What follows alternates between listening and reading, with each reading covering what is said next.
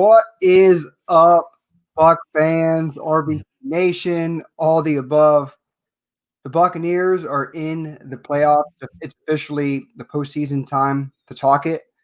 It's crazy to think after 13 years the Bucs are finally in. Holy hell.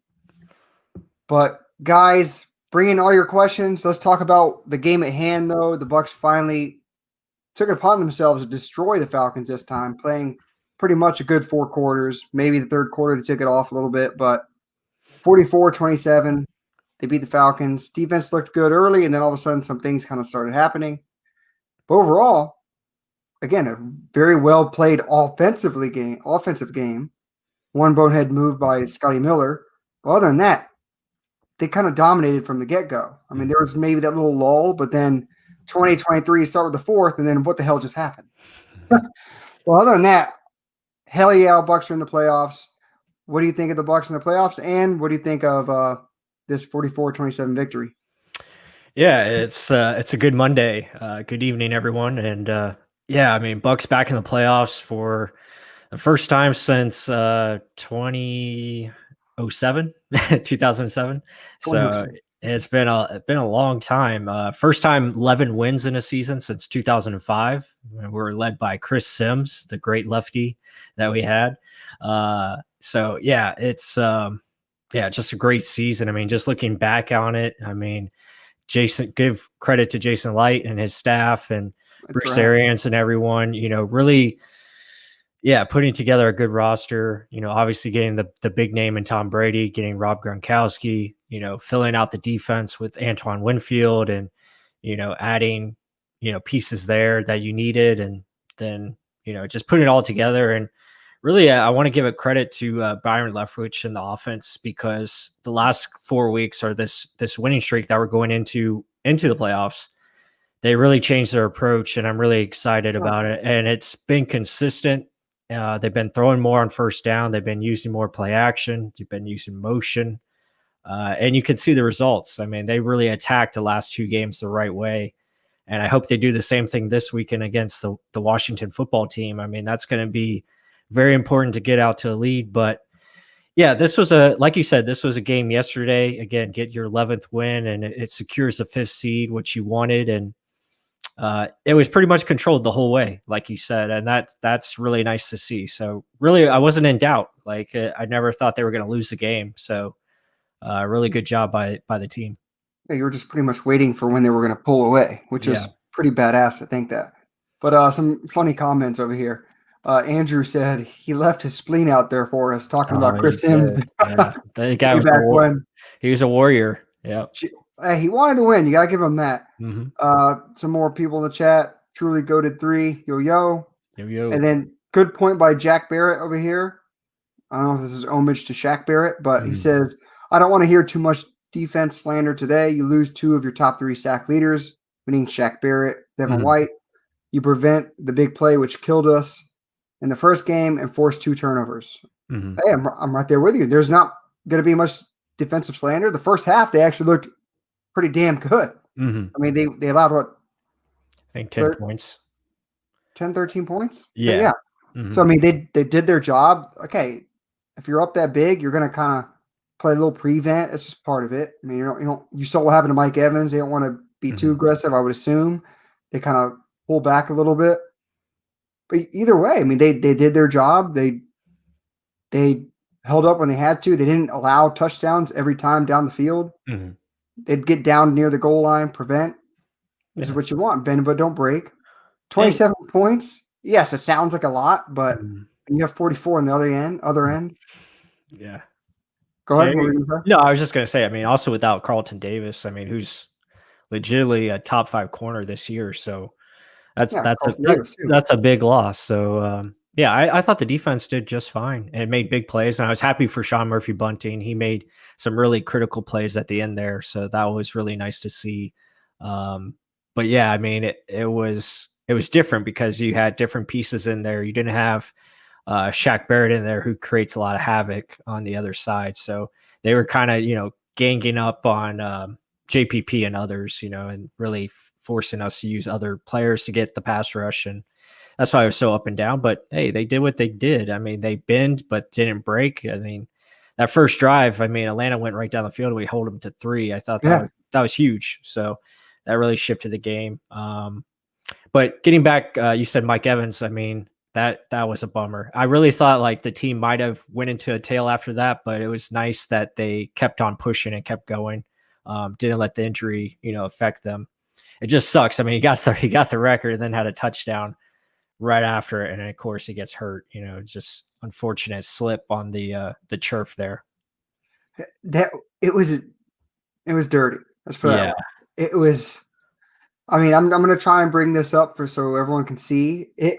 It was nasty. Actually, here it is. So, we're in this. No, let's go full frontal. So if you guys are squeamish, just don't watch. But so here comes old Mike Evans. I got it, guys. Oops, and that thing just goes backwards. So yeah, let's talk about this. So if you see this happening, this is going into my profession. This is what I deal with every damn day. So those who don't know, I'm a physical therapist assistant. I deal with injuries and problems like this all day, every day. And to me, when I first saw it, I'm like, holy shit. He hyperextended it. It didn't go fully back, and he didn't like put full weight bearing on it, but the leading cause of injury of a non-contact injury is an ACL tear usually. So I was like, shit, there it is. But then looking at it, I'm like, I hope the good Lord it isn't.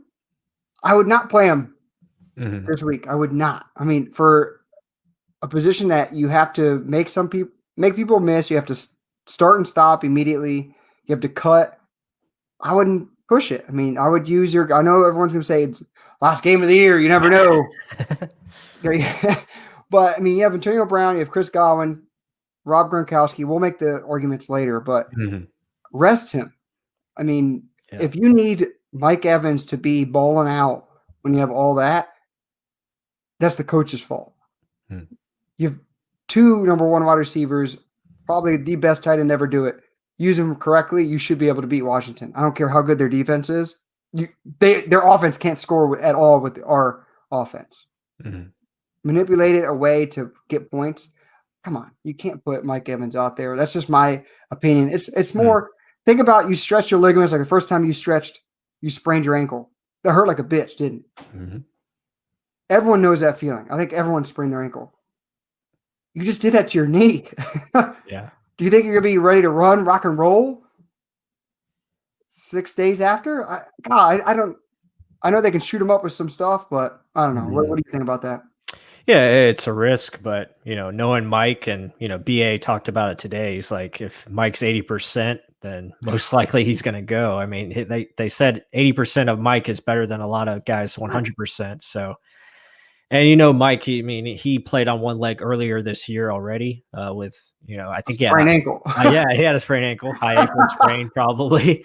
So. The dude is very tough. I mean, he's probably as tough as Chris Godwin. I know Godwin playing with a broken hand, and these guys are. I mean, this is what they do, and if they're good to go to be out there, then they're going to find a way to do it. But I'm with you. I would rest him, because I don't want it to be something where he plays and then it continues to get worse, and then you have a setback, and a huge setback at that, and then it really hurts his career. So. Yeah, it's going to be interesting to see which way they go with it. I know BA said if he's able to practice Thursday, then it's, a possibility he could play Saturday. So the good news is there was light swelling. I mean, it wasn't heavy swelling, so that is a positive. But yeah, I mean, I think they'll keep it close to the vest and maybe try to play some games with Washington and then, see from there. Hell, if anything, he was running in the pool. Let's think about that. Yeah. And then he's supposed to be going full bore Thursday to practice and then play on Saturday. Come on, guys. That's a lot. That's a lot to ask. I mean, if anything, use him as a decoy. Have him just run go routes. Anytime he's gonna have to stop start, it's gonna hurt. I mean, yeah. I could immediately go. What do you think is gonna happen? Yeah, I could see a situation where maybe they play him limited snaps and just use him inside the red zone. Maybe. I don't know, something like that, because he is a weapon inside the red zone, obviously. But I think, like you said, we have enough weapons to work with. I like Scotty Miller being back on the field. You know, you have Tyler Johnson, who's still, you know, he's a promising guy, and you know, just use your tight ends. You still have Cam Brate, who is pretty much a receiver out there, and he can make plays. So they have they have options. Yeah, we'll touch more on the offense Mm-hmm. and their scheme. How much they've opened their eyes as of late. Oh, it's been very impressive. But let me just touch one more thing about Evans. Like you just mentioned, Chris Godwin, his running across the middle. I think he's done that 2 weeks in a row now, just abusing linebackers. The first touchdown was abusing of a linebacker. Yeah, I laughed at that one. Literally abuse. Yeah. And it's just reading your keys, knowing what the hell is happening. When you're moving people in motion, adding to what we're going to talk about later, you can read the field easier. All we have been asking for weeks, for damn months. But I mean, it's hopefully come to fruition. Scotty just catch the ball. But other than that, I mean, there's plenty of ammo there. You don't need to force feed Mike Evans to come back fast. Right. That's my bugaboo on that. But let's give Evans his credit. Glad M1K13 got his 1,000 yards, though. Yeah. Edward Fernandez, right there with you. Also, this is a good point. Danny Danilo, always in the chat. He says Evans' slip wasn't the only one. I'm assuming he means tight end Brate slipped in the end zone. What are those Bucs going to do about the field conditions? It was only in the end zone and not the rest of the field. Okay, I'll let you touch on this more, but there was a game the day prior. Yeah. And then we don't have to worry about playing at home because we're not going to be there unless we make it to the Super Bowl. So pretty sure the field will be ready by then. But any points to add? Well, I mean, they had a game before yesterday's game. You know, played there. You know, they had the Outback Bowl, and then there was rain at night, so the rain, you know, didn't help the field conditions, so that made it more slick. But yeah, I mean, they're going to be playing on, you know, slick fields coming up. You know, with Washington, that's going to be a cold environment. So I mean, hopefully, guys have the right cleats on and ready for what they have to deal with there. So. Yeah, I'm not too worried. Usually Raymond James is a really good field when it's, you know, prepped. And again, unfortunate they had the game before. I think that hurt. And then the rain, you know, overnight. And guys, before we keep going on, see a lot of you in the chat. Please give us a thumbs up, please. From one Buck fan to another, do it for us. All right, other than that, let's keep going on. Talking more about the Falcons game because, we'll get into the Ron Rivera, Washington versus BA, the Carolina Panthers, they slaughtered them later. That's a big conversation I want to talk about, and we'll go over in film study later in the week. But, I mean, this game itself, you touched on this big time. What the hell, this is from Jeff Goodrich, said, what the hell was going on with not getting Rojo his 1,000 yards? Needed 22 yards, and he's a lead blocker. What's going on with that? Yeah, I don't know. They're really trying to get AB his incentive of 45 catches, and they went that route and got it for him. But yeah, I mean, Rojo actually just tweeted. He subtweeted Greg Allman's tweet that he needed just 22 more yards to get 1,000, and he said SMH. So shake my head. So obviously he's frustrated about it, but hopefully he used that frustration in the playoffs because he's going to have to be very critical and run well in the postseason for us to move forward.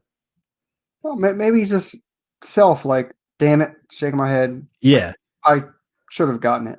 Maybe it wasn't down on the actual team. It was more he should have thought he should have gotten it. Right. Let's look at some of these. So here, cool. Riley Hollenbeck. I hope I got that correct. Offenses look so much more efficient. However, the clock management by BA at the end of the first half had my face palming. Can't do that in the playoffs. So touch on his first part first, which we wanted to talk about. Offenses look so much more efficient. Give me your rundown on that. What do you think about the play calling, Leftwich, his sequencing, all that good stuff? Yeah, I mentioned it earlier in the pod. I mean, they're doing a great job of just, you know, really going out there and attacking. And they're attacking with their strengths, which is the passing game. They're doing a good job of setting up play action early.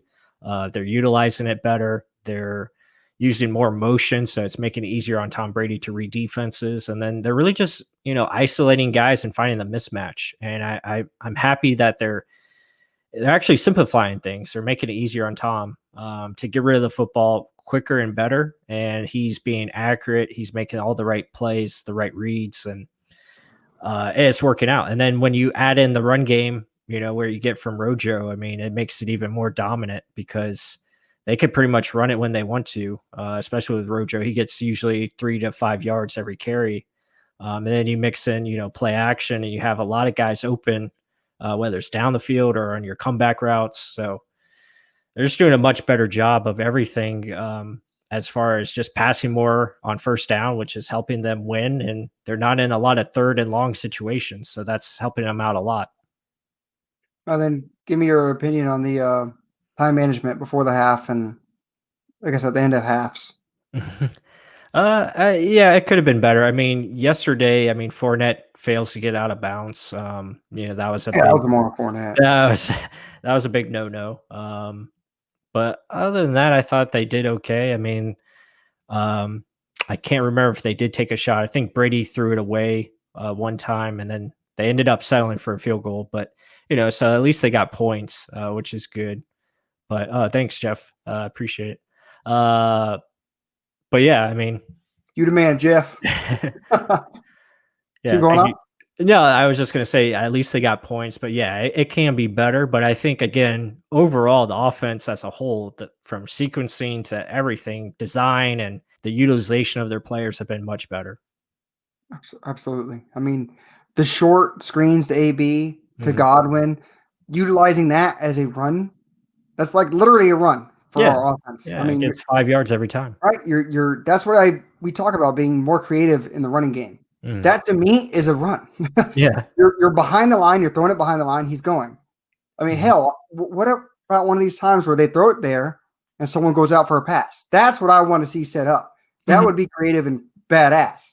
Right. I mean, yeah, that's something where if you have the cojones in the playoffs, you want to do that, do that.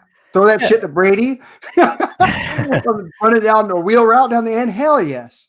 Yeah, but I mean, definitely that sets it up. But it also, what it does, those screens invite those corners to move up, and what does that set up? It sets up the deep ball.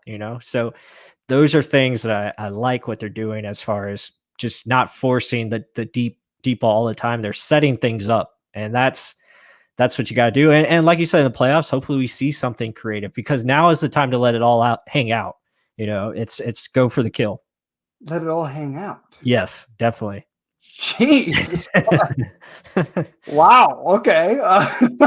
But again, Jeff, thank you very, very much for the super chat. Appreciate it. We very much appreciate these things. I mean, we just started getting them on the last live stream. We were freaking blown out of our minds. Like, it was insane just to even see it. So every time we see this stuff, dude, thank you very, very much. I mean, seriously. Wow. Let's keep going on. So people were talking about some other things here, but more about the offense. I mentioned the screens. I love the way they've been running recently. The pulling of the tackles, we've been touching on that. It's just not being so predictable. Also, bringing Brait in as an extra blocker, as a fullback. I feel like every time, it's almost like every time they're in a 3 tight end set, it works. Every time they bring Brait in a fullback position, it works too. It's like either at the goal line or a run, but it always works. It's because whenever Brait's in a running back or fullback position, everyone thinks he's going to get the ball. And yes, sometimes he does because he's on an amazing mismatch. But then sometimes everyone's staring at him and Brady reads it and it's like, okay, let's go somewhere else. It's little things like that. You have all these weapons. People are like, oh, what the hell is he back there? Now we got to look at this guy. And then you look somewhere else. It's cool stuff like that this offense has so much capability to do. That's why I'm like, please don't put Mike Evans in. I mean, if you want to do it as a decoy saying, oh, he's playing, he's suiting up, Washington better look out. Right. Okay, I can see that decoy, but do not rush this dude back. Yeah. Any other touching on the offense, game plan, scheming, anything? Yeah, I mean, just when they call it right, I mean, there's really anything they can do. Like, they can do pretty much anything that they want. I mean, they can run the football in heavy situations, like heavy personnel, or they can run it out of spread. So especially when they're running downhill, they're doing that, that duo concept where they get the, doubles on the linebackers, etc. Um, they have the counters that they're incorporating where you see Tristan Wirfs coming to the opposite side on the pool. They're blocking down and having Tristan be the lead blocker. So stuff like that, I really like. I hope that continues. But yeah, they really got it going on, especially with the play action. The passing on first down has been exceptional. So hopefully that continues. They need to attack Washington the same way. Just continue to use that and let Rojo, get some carries, get him over 15 carries. I like our chances. Don't talk about them just yet. We haven't even I talked know. about defense. Stay I'm on just Flash. so excited. I'm excited, ready for this game. I mean, this is we're 20 minutes in. Let's wait till at least the halfway mark. This is a big game, though. I'm ready for it. It's a playoff game. Every playoff game's huge. I know. I'm just excited for this week. I hope every Bucs fan enjoys this week and really takes it all in because this doesn't come around often, as we know. So, 13 damn years. So Tom Brady doesn't come around at all either. So no. We're gifted an opportunity. So please, every Bucs fan, go out there and enjoy it and just have some fun. You know what? I'm gonna say it right now. So we have a big thing we want to do. Mm-hmm. Hopefully we can do it this Saturday for the Bucs game, 8:15. Mm-hmm. We're going to try and do our first live stream prior to the game, literally outside, getting ready to do it, and maybe even do a halftime show if possible. All right. So guys, stay tuned for that. It's going to be badass. And holy hell, what the hell just happened?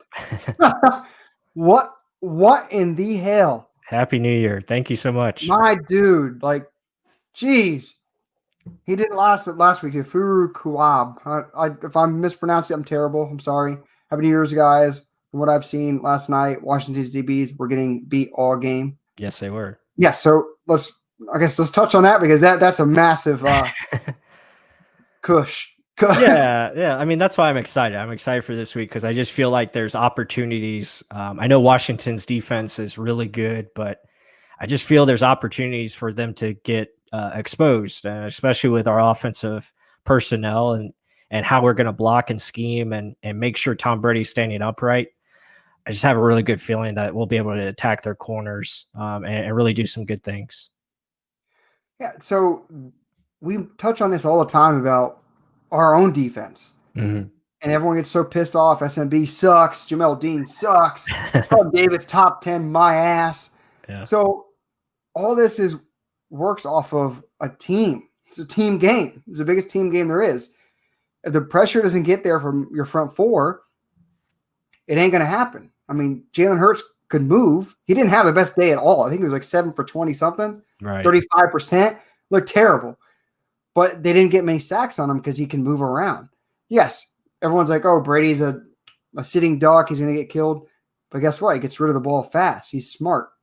So, I mean, that's the same thing with Alex Smith. Everyone thinks he can't throw the ball deep, but he gets it out fast. So you take what you got, use your strengths to your advantage. And that's the thing, though. So if Brady sees a mismatch early on and they're just going to sit there and run their front four, who are amazing. Let's not give them any disregard. All first-round picks. All first-round picks. Like Ryan Kerrigan. So all disgusting first-round picks. Alabama, Ohio State, a whole bunch of them. Wow, Dave, thank you. Holy tits, Dave. Let me finish this last statement. That just blew me away. So it's just look at the Redskins' defense as one hell of a defensive line. Everything else behind it is very iffy, and we'll break it down. Don't you worry, guys. This week will be coming. Heavy breakdown. So stay tuned, 100%. And that's actually what David T was saying. David T, Merry Christmas, guys. First time in live chat, but I listen to all your pods and enjoy your all 22s. Dave T, thank you very, very much. Merry Christmas to you. Mm-hmm. Happy New Year to you. Happy holidays, all the above. That's insane. Thank you, Dave. Wow. So the all 22 stuff, Dave, we're going to keep bringing it. Guys, we're going to keep bringing it. Any questions you ask here, we always look more into it in the tape to understand what the heck's going on. It's not like we're pulling this out of our butts. We're showing you what's going on. That's why we wanted this outlet, this live stream, this everything, this platform to kind of show we're not just bull crapping you. We're showing you what we see, and it's blatant. It's black and white. You can't make it up if it's truly happening. But Dave T, wow, very much appreciated. I'll brown nose you all day. But that's wow. Let's keep going on. We'll touch more on the Washington in a little bit. Yeah, let's wrap up this Atlanta win. That was very important, and I guess we can shift to the defense now. Defensively, again, like I said a little bit earlier, I mean, they were without 3 key players. I mean, you didn't have Devin White, you didn't have Shaq Barrett, you didn't have Carlton Davis. So those are 3 big keys. Yeah, that's a good question right there. I'll answer that. Shaq should be back for Saturday. McClendon, they say, is still iffy. Most likely he'll be back, but Devin White is not going to play this week because of COVID. But we should have everyone else pretty much good to go outside of, we have to wait and see on Mike Evans, and I think Carlton Davis will be back. So, but the defense yesterday, I thought they did a lot of good things. Again, maybe Ben did a little bit too much at times, but that was kind of the defense they were playing. I mean, they didn't want to get beat with the big play down the field from Matt Ryan. So they did a good job of covering, kind of let the running backs, have their way a little bit, maybe too much, underneath, but they did what they had to in the red zone, and they knew the Falcons struggled in the red zone, and they got key stops and made big plays. Obviously the turnovers that they're able to force, Antoine Winfield almost had a touchdown. That was unfortunate. He was down by contact, made a nice play though, got the football. And then, Sean Murphy-Bunting, I thought, made really big plays late in the fourth quarter, caused a fumble of his own, recovered it, and also made a key 3rd down stop, holding Falcons to another field goal. So, also Cam Gill, I thought, showed some good things. I liked him coming in. It looks like they rested JPP in the second half, and let Cam Gill play, and he did some good things. I thought he should have got a sack, or at least a half a sack, but they gave it to Ndamukong Suh. So, so that was good to see. And Anthony Nelson had some good rushes as well. Yeah, he did. So there were some good things. Khalil Davis, I thought, did some good things. At other times, he was getting pushed around a little bit too much that I don't want to see. But again, rookie's got to work on that. That's part of his weaknesses from when he was coming into the draft. I mean, right, exactly. Struggled against the run stopping or being stout at the line of scrimmage. So, but overall, defense I thought played fine. Yeah, so my biggest takeaway is, like you just said, they bend but don't break. They didn't give up any big plays. And then check this out. So you come over here. Calvin Ridley destroyed us the last game. I think he had 180 yards. Right. They shut him down. Okay, well, take away that big pass. He averaged 10 yards. Russell Gage, the leading receiver, 10 yards a catch. Yes, he had a lot of them, but you know how much hard this is. The bend but don't break method. It's just, let them get little by little, but don't allow the touchdown. Give them give them 3. Don't give it to them, but try and make them earn it. That's why the BA system, everyone's like, why the hell does he do this crap? It's a lot harder to run a 15 to 17 play drive down the field, running it perfect execution. Everyone knows where they need to be, especially with new quarterback. I know all the wide receivers are there, but a system where the wide receiver has to decipher, okay, is he in zone? Is he a man? Oh, wait a minute. That side's oops. So a lot of it's harder. So they're just telling you, okay, well, we're going to run and gun. We're going to try and get this thing to score as fast as we can to eliminate mistakes. Yeah. It's more probability says if you have more opportunities to get a turnover, you probably will get it. Unless you're like Mike Smith's defense from years past. Then you're just wide open. You're just like, punch me in the face.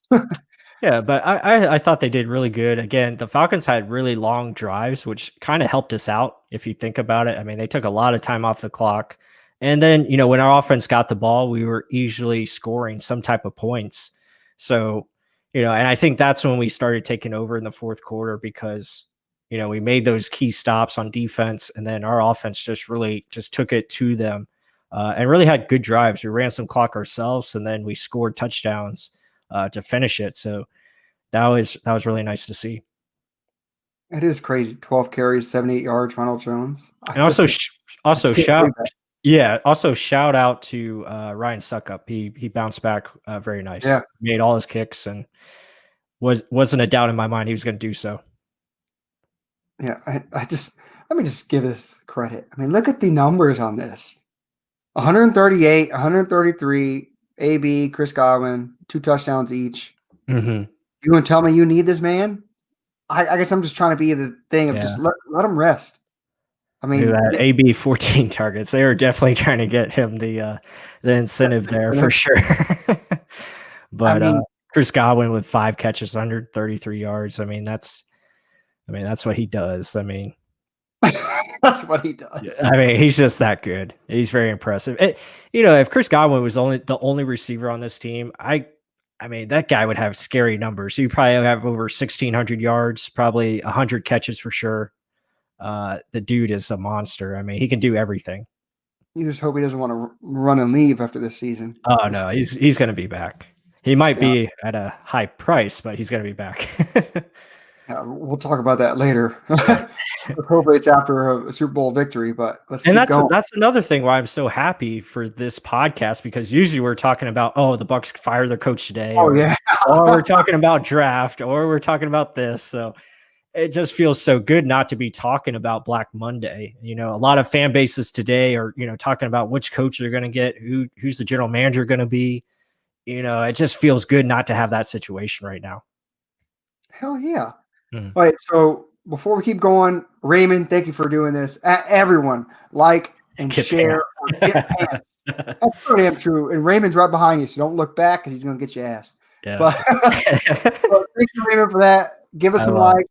I love some Raymond. shares out there. Raymond's is always in the middle of everything. But let's keep going. I wanted to say this. So, talking about draft and stuff, if you guys were here when we were just doing a podcast, just audio, and when I left Pless and went to Iceland, and he did a solo podcast when we fired Dirk Cutter. If you're here and you heard that, just give me like a thumbs up or something in the chat. I just want to see who really heard all that. I know a lot of this is from YouTube, but if you guys actually saw our audio from that, please just throw a thumbs up in the chat. Because that'd be cool to see who's actually from all that. But then right after I say that, look at this. Holy hell. Shoot100, he said, thank you very, very much, dude. I mean, you have no clue what you guys are talking about. Like, I don't mean that in a bad way. I mean that as in you guys are doing stuff where we had no clue would ever happen with this podcast, live stream, YouTube. Like, this is amazing and starting the year off with a bang, seriously. But he said they should sit Mike Evans out, even if the doctors clear him to play. I honestly don't think they need him to beat Washington. I fully agree with you. Now the Bucs defense leaves a lot to be desired. Granted, it's the playoffs. Anything can happen. Yeah, that's true. I mean, it is the playoffs. I mean, once you make the dance, I mean, anything can happen. Like Seuss 100 says here. I mean, everyone's at 0 wins. I mean, everyone's 0-0. Records don't matter. 7-9, 11-5. It doesn't matter. I mean, you're in the tournament now. It's just like March Madness. 1 versus 16. I mean, we've seen the number 1 seed go down before. So, things happen in sports. It's crazy. There's bounces that go here or there. So, yeah, I agree. They probably should sit Mike Evans. I wouldn't rush him back. I don't think it's a smart decision. And the defense does leave a lot to be desired, but I think they're going to really surprise. Actually, I think they're going to be even more zoned in. They're going to have most of their guys back, and I think they're going to do some things that we haven't seen yet, which is going to be awesome to watch.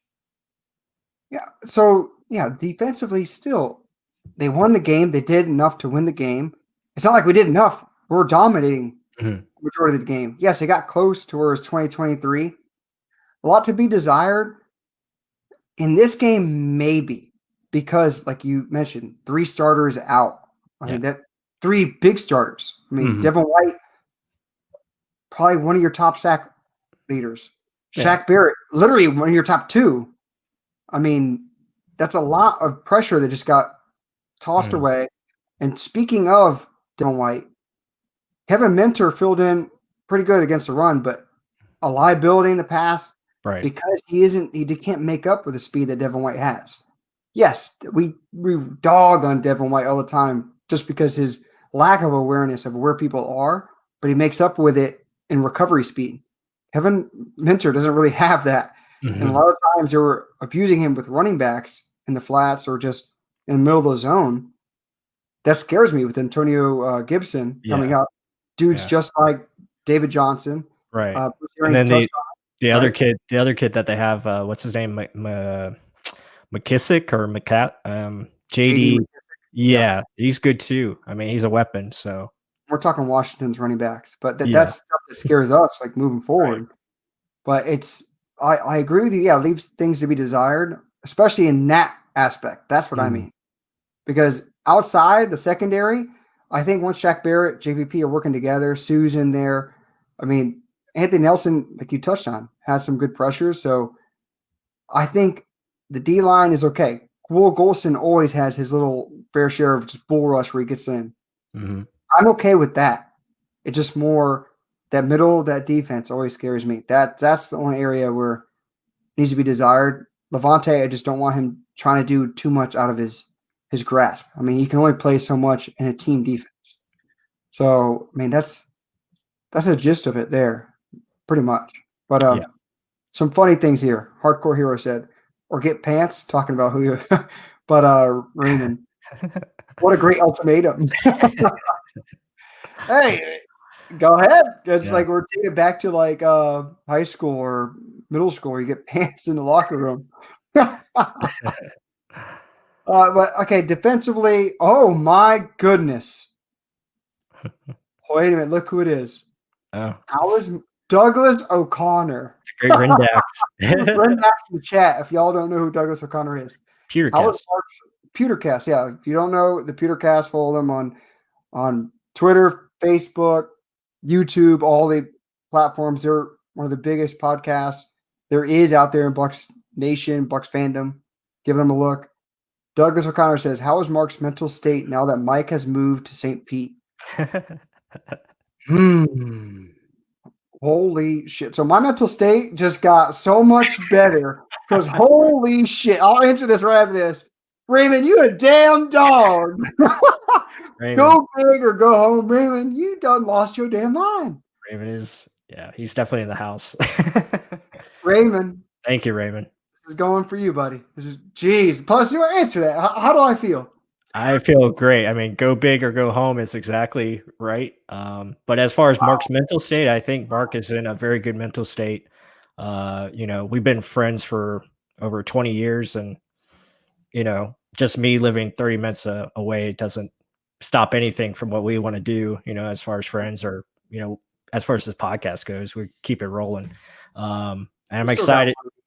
Yeah, we got phones. We can talk to each other. So I think he's in a good mental state. I think this whole ride, with Real Bucs Talk and all the fans, all the support that we're getting now and have been for, throughout since we were a website, actually, from Real Bucs, realbucstalk.com. And Rendax was one of our writers. So that's awesome how it's all come full circle. And we're so appreciative and thankful. Really, this is just the beginning. I mean, we've only been doing this for about almost a year. We started in March on YouTube. So I'm very excited where it's heading. You guys have no idea what's coming. I mean, that's what makes it awesome. We have so much in store to go. Like this is just the little baby steps. Like we just became a baby and now we're trying to now we're just trying to grow. And speaking of babies, Mark's about to have a baby boy, which is awesome. So yeah, that's my mental status. Yeah, Mark is and he's in a great mental state. I'm very happy for him, and I'm happy that we get to do this together. So, Raymond, you're the man, and Rendax, yeah, definitely. Thank you for joining us here tonight.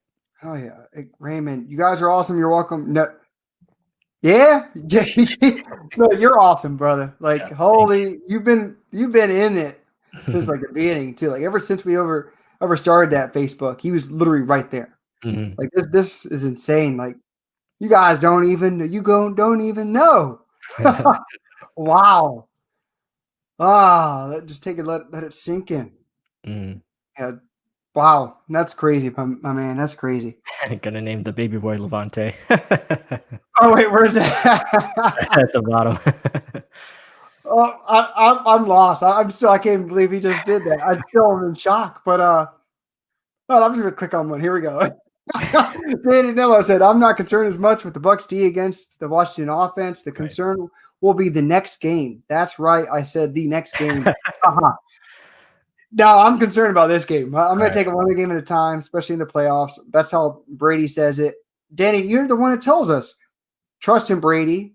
Brady's taking it one game at a time. He said it first thing right after the win, literally against Atlanta. The next one, you got to take it one game at a time. I agree with you. We should win this game.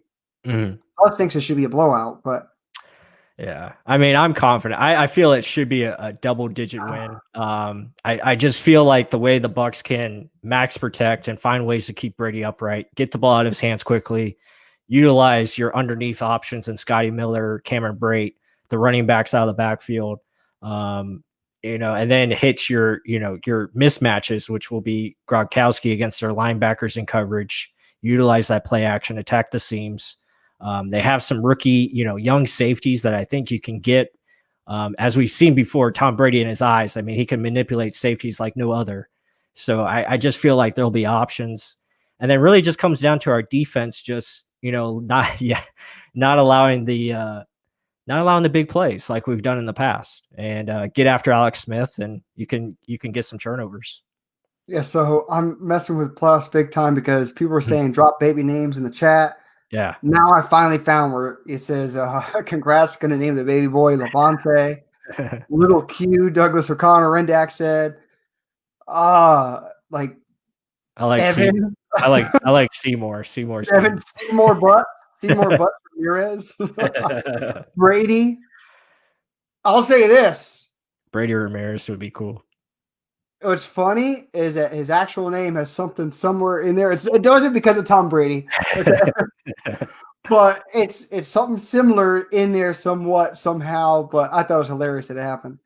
Edward Fernandez says, "Congrats, March. It's definitely a blessing having a 3-year-old and a 6-month-old boys." Yes, I can't wait to see what a boy is. I see you in the picture in the Facebook profile or YouTube profile. I'm terrified.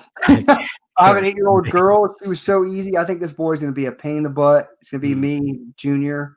Stubborn. Yes. But so is Leah. So Leah's like you. Name here, Dirk. Yeah. That's awesome. Lovey. Should I name him Lovey? Little Pudge. Okay. I wish we could do the game live. Right? That'd be awesome. But based on Doug O'Connor, Rendak said, Lil Pudge. Fun fact, my nickname growing up as a kid was Pug. Believe that. Let's see if we grow this so big enough where we can actually ask questions to the fans. What was my nickname growing up? Pug. That's funny. Yeah, that came up. And your favorite player was Ivan Rodriguez, right? Pudge Rodriguez. Yep, there you go. I look like him. Yep. So back then, I was little Chubbs. Yeah. But let's keep talking on some Bucs football. So let's see. You guys should do the game live. Yeah, Danny, don't. You'll get so many people to watch it with you. We debated it, but I don't know. I want to get in the heat of it. I know people want to get in the heat of it. I know I would. I don't think I would watch me yelling. I don't think you want to hear the shit plus an I. Well, maybe you do. Maybe, but let's save that for next year. Unless we go on a deep ride and this stuff works great, then we may do it. But yeah, I usually, guys, to be honest, usually I ruin games when I watch them because I'm calling every play before it happens. So it's just it gets annoying after a while, and I don't want to annoy you guys. And then no one will watch the live streams, and then Mark will be pissed at me, and then it'll be all downhill from there. Not at all. Not at all. Well, okay, so we have 15 more minutes. So let's just do. Yeah, Mark watching a game is X-rated. Yeah, Doug knows. Doug, yeah, you do know. We did a game together. It was the four of us. Plus, it was just a quick story drop. Plus, me, Rendax, Brent Allen, Peter Cass, all together sitting there. It gets heated. Yeah. Like I don't play when it comes to Bucs games. Yeah. It's either us put up a high five or may punch it. I don't know. Or a slam to the chest. I don't know. So debates isn't a time during the Bucs game. It's more hard passion. Or Ren, you the man. But yeah, but let's talk quick, very early thoughts on the Washington Redskins. Let's talk about their offense first. Everyone knows they have great defense. Let's touch on their offense. Alex Smith coming back.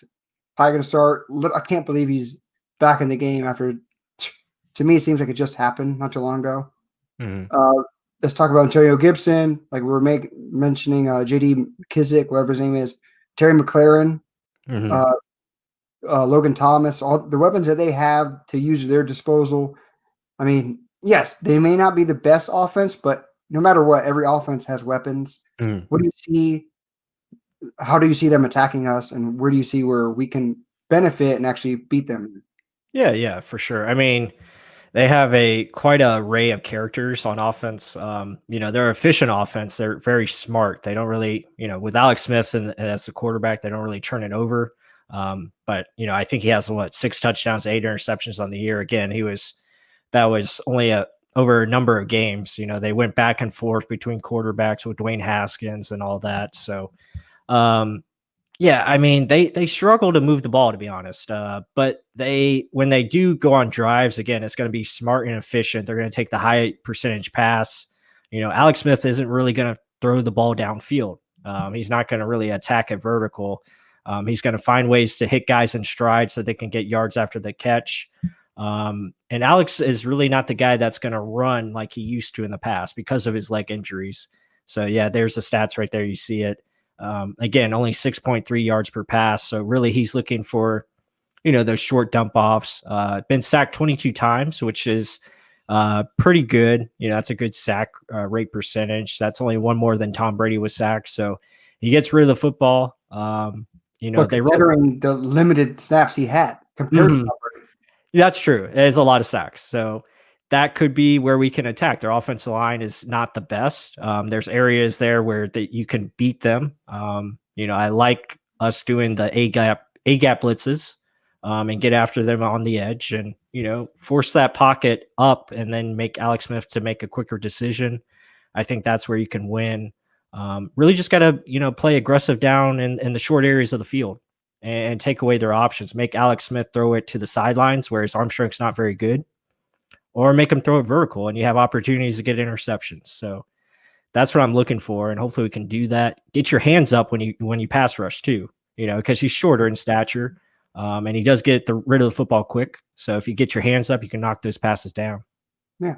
So let me add fuel to the fire on this. So this is Alex Smith, evidence, his face. But let's see. So 168 completions, 252 attempts. Right. 22 sacks. Okay. Take that into consideration. Tom Brady had 610 attempts, only sacked 21 times. Right. Yeah. Let's think this through. 610 as opposed to 252, and Tom Brady got sacked less. So he's making decisions pretty quick. Alex Smith is still removed from just getting his leg put back on. Let's be real about this. And yes, he may get the ball out fast, but I don't know if you saw the Rams game. He took a sack that I thought the guy tried to kill him. And he's still, think about it, if you're away from the game that long, it takes time to get the timing and everything down. But he's their best option. They just cut their last option that was stuck in the strip clubs.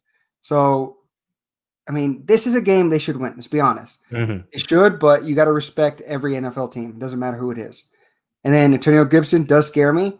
Very similar to David Johnson. I touched on Kevin Minter covering running backs. That does scare me.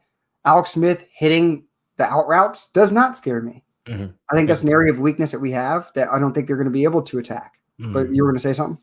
No, I was going to agree with you. I think they're going to try to attack the middle of the field. Get against our linebackers, like you said. They're going to try to utilize Logan Thomas in that way, and Yeah. have their running backs go in across the field and where they can just dump it off and him, go east and west. They're going to try things like that. So we got to be creative in how we cover that. Maybe bring in an extra safety. Maybe have Jordan Whitehead in as one of the linebackers and have him cover up in space, towards the line of scrimmage and be aggressive in that nature. Hopefully, we can get some push up the middle with our front four and really create havoc for Alex Smith and make him move east and west, because when he moves left or right, it's really tough for him because of said injury that he suffered. I mean, he's got an extensive cast or whatever. I think it's a brace. He's got a brace on his back leg. So, and it really hinders his mobility. So I think that's what you have to try to do and force him into mistakes. I fully agree. I mean, besides Terry McLaurin and Logan Thomas, it's iffy. We're going to probably stop the running game. Let's just be honest. They're number one in the run defense. They've proven it time and time again. Their offensive line, they just traded away their all-pro left tackle this year, Trent Williams, to San Francisco. That offensive line doesn't scare me or doesn't seem like it can hold up. Mm-hmm. So attack. And this is more fuel to fire. Alex Smith from Rendax started 7 games. So that's 3.1 sacks per game. Right. So attack. Yeah. Do those A-gap blitzes and attack. I mean, force the quick decision and jump on first reads. I mean, if you're going to have your cover 2 safety overlook like you did with the Chiefs, let's see what happens. But I mean, I say enforce yourself, like force your will on this team. Like you really should do this against this team. Yeah, I agree with that. I definitely agree with the cover 2. I think that's the only way they can really keep up with us if we allow big plays like that. So really you want to do that cover 2. And then I think like a man underneath, I think would be really nice to see. Just be aggressive underneath and then have your safeties back to help out, if there's missed tackles or whatnot. Hopefully we can, come up and tackle well in this game. I think that's going to be very important that once they do catch the ball, make sure we hit them hard and hit them good. So yeah, hit them hard, hit them good. Yeah, hit them hard and hit them good. But yeah, offensively, again, they don't really scare me. I think when you look at this game, you switch it to the other side, it's neutralizing their front four. If we can do that, then I don't think there's any reason we can't score 30 or more points against this team. That's going to be the big key. Can we keep Tom Brady upright? Can we run the football consistently? That's going to be important and really control the game from the get-go. Yeah. So my thing is this. You mentioned this earlier to me. So this, like Rendax was saying, what's my mental status? I text Plus all the damn time. We're obsessed about this stuff. You guys know that. But you touched on that the Lions ran all over them when they played. The Lions will never be confused for a running team, ever. And guess what? They're very similar. When you guys saw our film study or game preview of the Lions versus Bucs, they matched up perfectly with the Bucs in every offensive statistic. Right. They were right behind us in pass offense. Literally, like there. Same thing with running. We don't run well. They don't run well, but they ran all over this team. A team that has a stacked front four, but they like to get after the quarterback. Yeah. And the Lions didn't give up a sack. Down. Yeah, the Lions didn't give up a sack in that game, which was very impressive as well. And their offensive line's not great. I mean, as we've seen Matthew Stafford, I mean, the guy's barely standing. So, yeah, I just feel like we match up well with them. I think defensively we should be okay if we do certain things and just don't allow stupid plays to happen over us. Be smart about it. Come up and tackle. And just limit their yards, make them earn everything. If we can do that, I think we should be successful. I think we should be able to get stops in the red zone if they do get there. And then offensively, again, it's just being smart and how you neutralize their front four. That's how they run. I mean, I know they've only given up 20 points over the last 6 games, but when you look at the teams that they played and who they lost to and like this and that, I mean, yeah, I guess you could do that for every team, but I just feel really good about our matchup. I feel how, just we have the talent to really take it to them. I mean, let's just be honest. I mean, do they really have the firepower to stay up with us? Because some people are saying in the chat, like 38-24 Bucs. Bud Campbell said that. You have 27-19 Bucs. Hardcore Hero said that. I think it's hard pressed for them to score 20 points. Yeah. If you barely struggle to score 20 points against the Eagles and they had to take out their starter at quarterback for you to win the game. Yeah. I don't know. I mean, yeah. The most they've scored in a game. Oh, I don't know how the hell they scored 41 points against Dallas. Right. Dallas that was like the outlier. And I don't think they really had many other games. I mean, I know they had some in like the 27, 28. Yeah. 27 was the highest after that. Right. So really 27 and a loss. But yeah, they really struggle to score. They're just very inconsistent up and down type of team. And it's the same thing with like their pass rush too. I mean, if you really look at it, you study the numbers, their pass rush comes and goes. So there's opportunities to take advantage when they're not getting after the quarterback. And I just feel like that, we should be able to take advantage. The only thing that really scares me, I know someone asked what scares me about this game. To be honest, it's the coaching. That's really the only thing that can hold this team back. If the coaching comes in with a dumb game plan and Ron Rivera outcoaches us, that will be disheartening. But I don't think that will happen. I feel like this team has learned. I feel like they understand how to use their players better. And I just hope it continues, especially in playoff time. I hope their asses don't get tight. Now's not the time. Now's not the time. So I just hope they stay aggressive. I'll say this. What does scare me, you just blatantly said it, coaching. Yeah. Because Bruce Arians has faced this total different team. He's 2-4. Yeah, 2-4 versus Ron Rivera. So, but the times he played them in the playoffs was insane. Mm-hmm. Like they were blowouts. The Cardinals versus Panthers were blowouts when BA was head coach. They didn't have a quarterback that one time, but then the Carson Palmer, that was a disaster in 2015. So, but I mean, to me, I'm thinking maybe it's because Cam Newton just was running all over him. This team can stop the run big time. Mm-hmm. And that's what they're built on. So I just don't think this Washington team is a team to do it, especially first year under Rivera. Very limited on offense. Their defense is nasty. But again, I pointed out, it's front four. Chase Young, yes, people were talking about him talking trash to Brady, saying, "Oh, I want Brady, I want Tom Brady." Yeah. And the BA is like, "Oh, careful what you wish for in this league." I agree with that. I mean, dude, it's going to take time for you to get after it. And if we can keep doing these little quick screens to AB, Chris Godwin, do running draws, and then you're like, "Oh, forget this. We're coming in."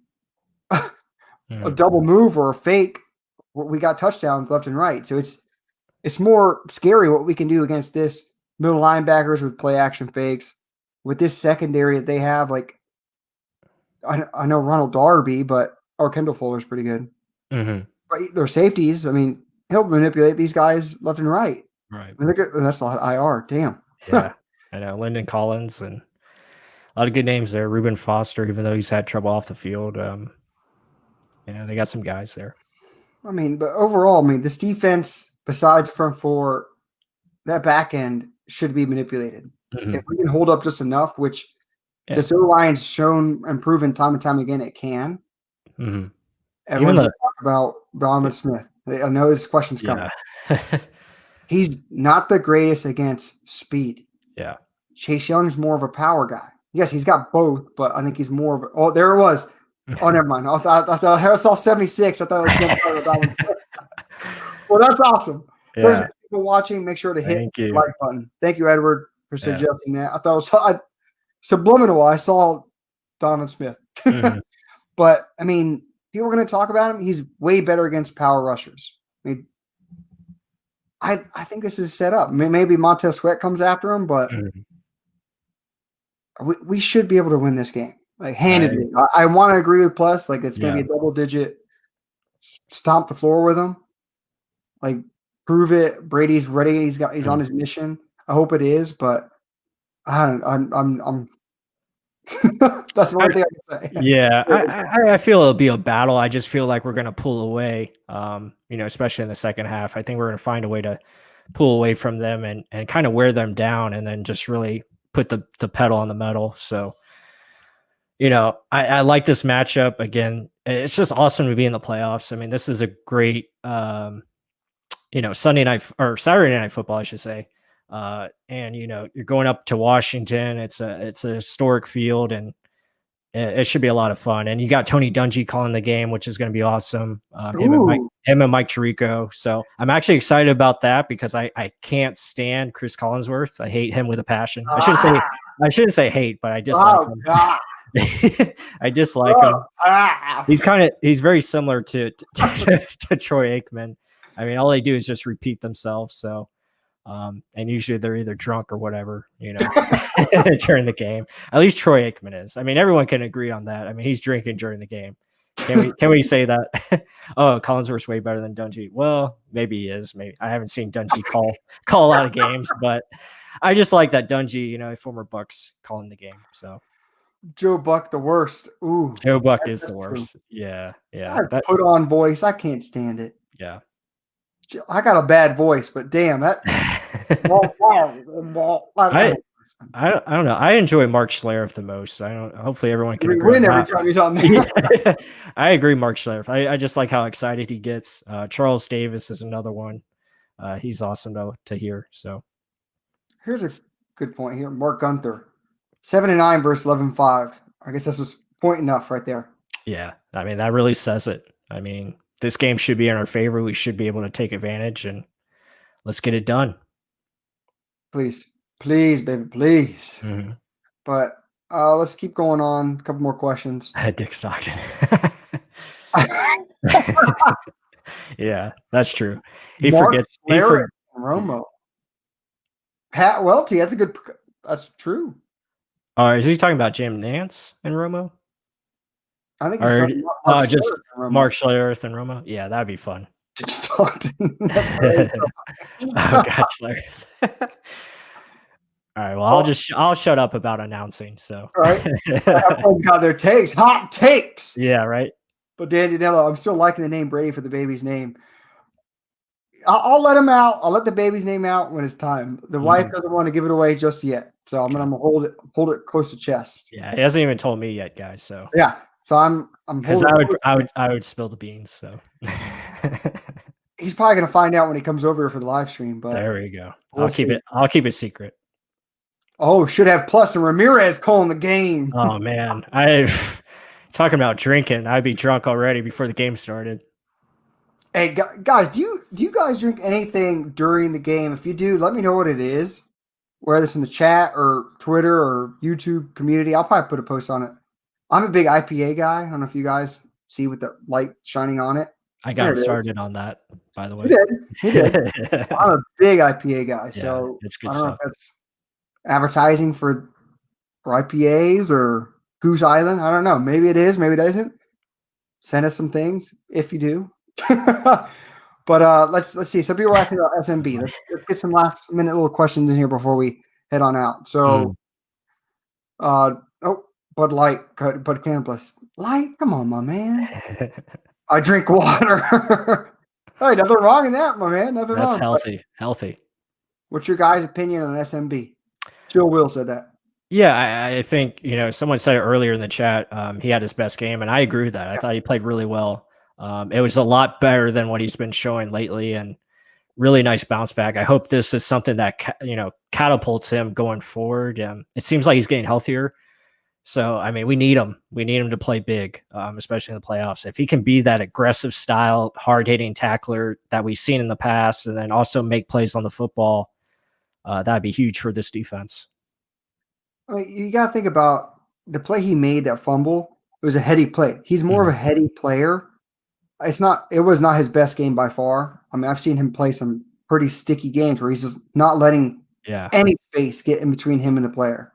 I mean, he hasn't reached last year yet. I mean, last year he was playing lights out, especially in that second half of the season, and hopefully he can start getting back to that. He's showing signs though. Hell, I mean, even look at the first game against the Saints. He looked really good. Yeah. I mean, sometimes react like short coverage stuff, and he played everywhere. He was playing like short zone, deep safety, like everywhere. And I honestly think he's hurt. I mean, a lot of people are down on him, but he's not playing at the speed that I've seen him play at. And I don't know what it's got to be some lagging or lingering issue. I mean, I think he's better than a lot of people are thinking. Oh, Pat Welty. If we beat what the fuck? Watching the football team? Yeah, watching the football team. Will we beat the Saints? The Saints got to win against the Bears, though. Right. Let's put it that way too. Yeah, But we only play the Saints in the second round, I believe, if the Rams win. So if the Saints win and the Seahawks win, then we would play the Packers in the second round. Hopefully, we face the Saints in the NFC Championship game. That's my dream, and I think we would beat them because it's hard to beat a team 3 times in a year. So, yeah, I say we would if we do face them. I think our trajectory is going a lot better from where it was earlier in the season. They're doing things the right way. Like, we're not finding things to talk bad about every time in the film studies. Like, and yeah, I'm looking. Don't get me wrong, we're both looking. I mean, there's because you know how bad we're talking Leftwich. So someone was asking earlier, has Leftwich learned to settle for Brady? I think it's just more of a better union. Like, I think they just sat down in a bye week and we're like, what the hell are we doing, guys? Well, I think they're just understanding each other a lot better. The use of motion, the use of play action, passing on first down, that has clicked. And I'm sure Byron was tired of the play action questions in the press conferences, so he's using it a lot more. Maybe he heard our film studies or something. He probably did. BA's like, you look at this here right now, and you need to start using play action, and they're doing it. So I'm happy about it. Pat, you don't have to say sorry. Don't you worry about a thing.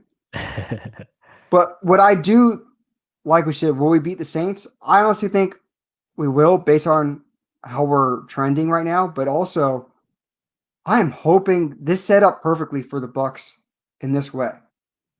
I think Khalil Mack is going to hit Drew Brees a couple times, and I think he's going to hit him hard. I don't think you could have found a better matchup for the Saints to go against that first round. They they won in overtime against the Bears. Right. In their only meeting during the regular season. Close ass game. And then you got to think about Khalil Mack, probably the best edge rusher, and Hicks in the middle, Akeem Hicks, right? Yeah. In the middle. Disgusting. He shouldn't move the way he does for that big of a man. I mean, you got to think about this could set up nicely. I mean, he's not going to be able to step up like he wants to. He can't deliver the ball deep like he used to. You got the best edge rusher to minimize that timing that he has to throw the ball. I'll take it. I will take it, especially a guy he hasn't looked good the last few games. So, Chicago, do your thing. I think the Saints will win, but I think he's going to get a little banged up in that game. Just my honest opinion. People more. I like the Rob Dunlap. I like the WTF more than the WF. That's what everyone thinks of when they see it. Like Pat, don't worry about that. You're not wrong at all. Other than that, guys, thank you for all the questions and everything. We're running over now.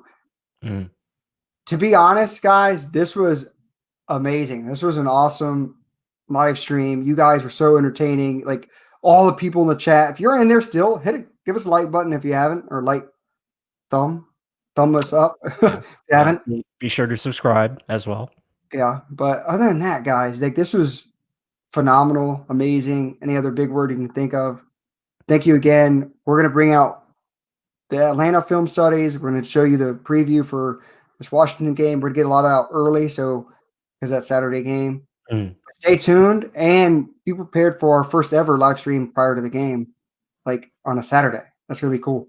And it's going to be chilly. There might be a fire in the back. That should be a lot of fun. So, definitely thank you guys again. As Mark said, we appreciate you. We can't do this without you. So thank you so much. And as always, go Bucs. Till Saturday.